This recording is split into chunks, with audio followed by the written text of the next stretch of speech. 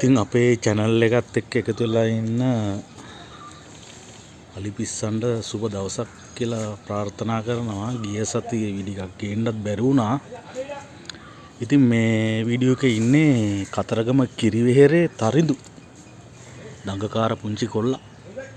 කවුරුත් දන්නවනේ. ඉතින් මෙයාගේ මද සමය තිබ්බා දැන් මාස 3ක් 4ක් විතර වගේ. දැන් ගිය සතියේ මෙයා බැමි ලිව්වා. මේ වීඩියෝ එක නම් මේ ගිය අවුරුද්දේ නුවරාවට පස්සේ මේ ඇත්වීදීදි ගත්තේ.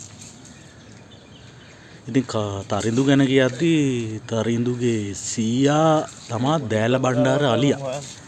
මේ රටේ හීලෑ අලි ගැන දන්න ඕන කෙනෙක් දන්නවා කවුද දෑල බණ්ඩාර කියලා. බොහොම තේජවන්ත හස්තියෙක්.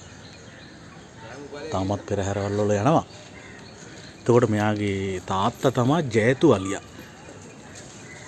ජයතු අලියා ගැනත් ඉතින් ගොඩක් කට්ටිය දන්නවා. මේ පින්නවල නීලට පස්සේ ලංකාවේ වැඩියෙන්ම හීලෑ අලි ජනනය කරන්න යොදාගත් එක්කෙනෙක් තමයි ජයතු අලියා. ඉතින් එයාගේ කතාව බොහොම පොඩ්ඩක් දුක්බරයි.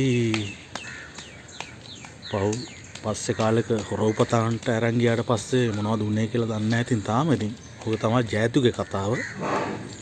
එතකොට ඉතින් මේ තමයි තරිඳු.